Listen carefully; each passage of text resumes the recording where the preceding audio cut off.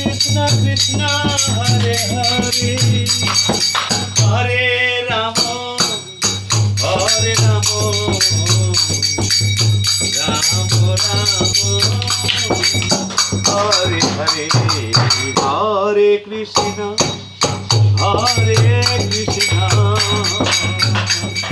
সকাল সকাল এরকম ভগবানের নাম নিয়ে দিনটা শুরু করলে কিন্তু বেশ লাগে, তাই না বলো? এখন তোমাদের দাদাভাই যাচ্ছে হচ্ছে আখিকে স্কুল থেকে আনতে। আর আমরা কিন্তু অনেকক্ষণ আগে ঘুম থেকে উঠে গেছি, ঘরের টুকটাক কাজবাজ করছিলাম। আর মিস্ত্রি দাদারা আসবে, তাই জন্য তোমাদের দাদাভাই একটু বেরোচ্ছে নিজের কাজে। আর এখানে আমি ওই এখন বাড়িতে যে কিছু কাজ হয়েছে সেই কাজটাতে না একটু জল দেওয়ার প্রয়োজন।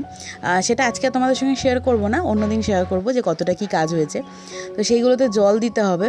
তো সেই জল দিতে গিয়ে না পুরো ভিজে গিয়ে আমি একদম কাদা মাখার মতো হয়ে গেছিলাম, আমার জামায় কাদা লেগে গেছে। তাই জন্য একেবারে স্নান সেরে চলে এসেছি রান্নাঘরে। যত তাড়াতাড়ি রান্নাটা করবো তত তাড়াতাড়ি কী বলো তো একটু কাজের ওখানেও যেতে পারবো একটুখানি, আর বাদবাকি কিছু টুকটাক কাজও করতে পারবো। এর জন্য একটু তাড়াতাড়ি করেই রান্নাবান্নাটা চাপিয়ে দিচ্ছি।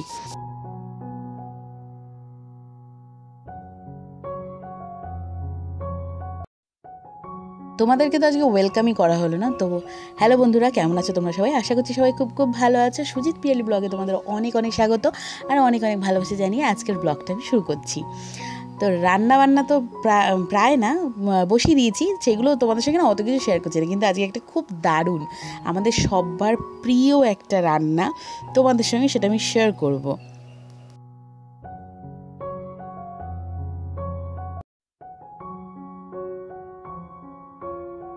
আজকে প্রেশার কুকারের মধ্যেই ডালটাকে সেদ্ধ করে নিয়েছে, তার মধ্যে দিয়ে দিয়েছিলাম হচ্ছে লাউ।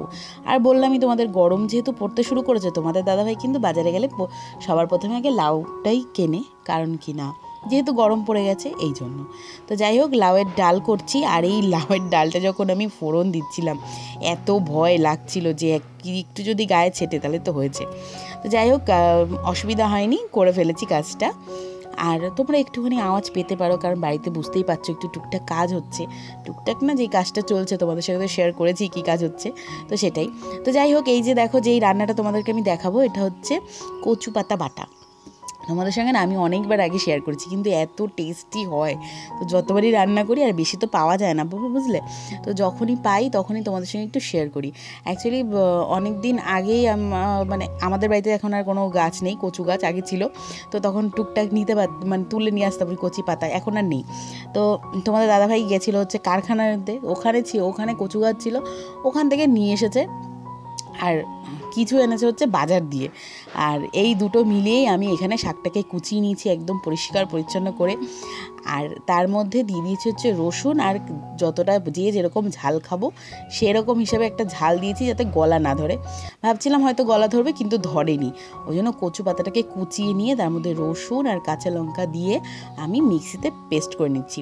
প্রথমে ভাবছিলাম হয়তো পেস্ট করতে এমনিতেই হয়ে যাবে, তারপর দেখলাম হলো না, তাই জন্য একটু জলও দিয়ে অ্যাড করে দিলাম ওর মধ্যে আমি, দিয়ে ওটাকে একটা সুন্দর পেস্ট বানিয়ে নেবো।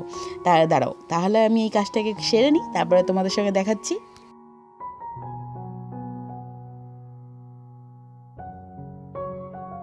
এদিকে দেখো, দেখতে দেখতে কিন্তু আমার ভাতও ফুটে উঠেছে, প্রায় বেশিক্ষণ না, আর একটুখানি বাকি আছে, এক্ষুনি কিন্তু ভাতটা নামিয়ে দিতে হবে। আচ্ছা বন্ধুরা, তোমরা কি এরকম এই কচু পাতা বাটা, কচু বাটা, শুটকি বাটা এসব কি তোমরা কেউ খাও? তো তোমরা যদি কেউ খেয়ে থাকো তাহলে কিন্তু অবশ্যই কমেন্ট করো। তো আমাদের মতো জানি অনেকেই এটা পছন্দ করে, খায়, বাট সবারটা তো আমি দেখতে পাচ্ছি না, তোমরা আমারটা দেখতে পাচ্ছ, তাই জন্য আমি তোমাদেরকে জিজ্ঞাসা করলাম। আর এই খাবারগুলো যে আমি এখন এত টেস্টি লাগে, এইগুলো কিন্তু আমি এই বাড়িতে এসে জেনেছি। হ্যাঁ, কচু বাটা খাওয়া হতো সেটা আমি জানি, কারণ আমাদের ওই বাড়িতেও কচু বাটাটা খেত, কিন্তু এই বাড়িতে এসে এই যে কচুর পাতা বাটা, কচুর ঘন্ট হয়, এই বিষয়গুলো আরও জানতে পেরেছি। এখন রান্নাও টুকটাক করতে পারি, এমন না যে রান্না করতে পারি না। চলো এবার তোমাদের সঙ্গে একটু রেসিপিটা শেয়ার করি। তেল গরম হয়ে গেছে, এর মধ্যে দিয়ে দিলাম হচ্ছে কালো জিরে। কালো জিরেটা একটু বেশি দেবে, যে আমি আজকে একটু কম দিয়ে দিয়েছি। আর একটা শুকনো লঙ্কা ছিঁড়ে দিয়েছি। আর এখন যে পেস্টটা বানিয়ে রেখেছিলাম কচু পাতা দিয়ে, রসুন দিয়ে আর হচ্ছে কাঁচা লঙ্কা দিয়ে বেশ ঝাল ঝাল একটা বাটা, সেটাকে দিয়ে দিচ্ছি। এবারে এটাকে ভালো করে নুন হলুদ দিয়ে ভালো করে নাড়াচাড়া করে এবার যতটা জল শুকানো একদম শুকিয়ে নিয়ে একটা বাটার আকৃতি ধারণ করবে, ব্যাস হয়ে গেল। তো তোমাদের সেটা আমি পরে দেখাচ্ছি। তো এই আর কি, এই তো একদম একটা সিম্পল রেসিপি, জানো না, এই সিম্পল রেসিপি একটা করে যে আমাদের এই গরম গরম ভাত দিয়ে এক থালা ভাত সাবার হয়ে যাবে।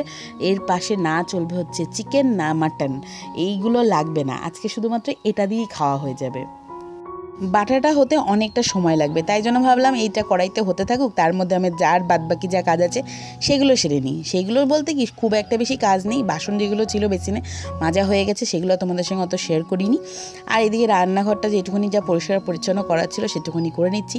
আসলে কি বলতো, জায়গাটার একটু শর্টেজ থাকার জন্য না, মানে কোথায় ফোনটা রাখবো, কোথা দিয়ে তুললে ভালো হবে আমি যেন মাথায় আসে না। তারপর হচ্ছে চারিদিকে অগোছালো একটা পরিবেশ, তোমাদের সঙ্গে সবটা শেয়ার করতে আমার একদম ভালো লাগে না। সবারটা দেখি কত সুন্দর গোছানো গাছানো, তো আমারটা তো একদম মানে যাচ্ছে তাই অবস্থা ঘরের, তাই জন্য তোমাদের সঙ্গে সবটা শেয়ার করি না।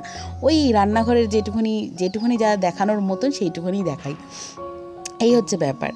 তো এদিকে দেখতে পাচ্ছ আমার এদিকে কিন্তু বোতলের পুরো লাট আমি বানিয়ে দিয়েছি। যতগুলো বড় বড় বোতল দেখতে পাচ্ছ, কিছু আমরা জল খেয়ে কিছু মিস্ত্রি দাদাদের দিই। ওনারা বলেছেন আমাদেরকে 2টো বোতলই দেবেন, বেশি বোতল দিলে কিন্তু সব বোতল নষ্টই করে দিতে হবে, যেহেতু ওনারা একটু কাদা মাটি তারপরে সিমেন্টের হাত থাকে, তো ওই দিয়ে ধরে বলে, তাই জন্য আমাকে বারণ করলো যে এই সব বোতল দেবেন না, 2টো বোতলই আমাদের জন্য দেবেন, আবার এই 2টো ফেলে দেওয়ার পরে আবার নতুন বোতল দেবেন। আমি আচ্ছা ঠিক আছে।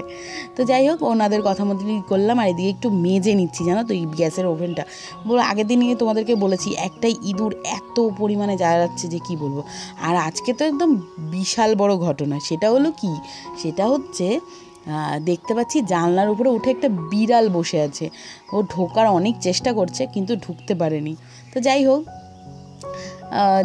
জানলাগুলো যেহেতু খোপটা ছোট তাই ঢুকতে পারেনি। এই সাইডের জানলাটা, সেই জানলাটা তোমাদের এখন দেখাতে পারছি না, কারণ কি না স্ট্যান্ডটা অন্যদিকে করা রয়েছে। ওটা তো অনেকটা উঁচু, ওখানে উঠতে পারে না, কিন্তু এদিকটাতে মানে আমার ডান দিকে একটা জানলা আছে, ওইখানে কিন্তু বিড়াল উঠতে পারে। আমার শাশুড়ি মা কিন্তু অনেক বছর আগে বলেছিল একদিনকে নাকি মাছ রান্না করে রেখেছি, কিন্তু বিড়াল ওখান দিয়ে ঢুকে মাছ খেয়ে নিয়েছিল।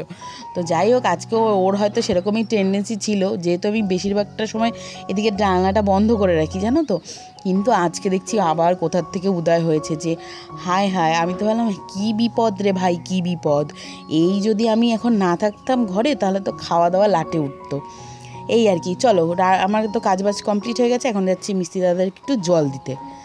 এখন চলে এসেছি আবার খাবার দাবার দিতে, কারণ কি না আমাদের এখন বেজে গেছে ওই 2টো মতো। হ্যাঁ, আর এই যে আজকে রান্না করছি যে শুটকি বাটা আর হচ্ছে কচু পাতা বাটা আর ওই যে হচ্ছে লাউয়ের ডাল, ব্যাস এই দিয়ে আজকে খাওয়া দাওয়া কমপ্লিট করলাম।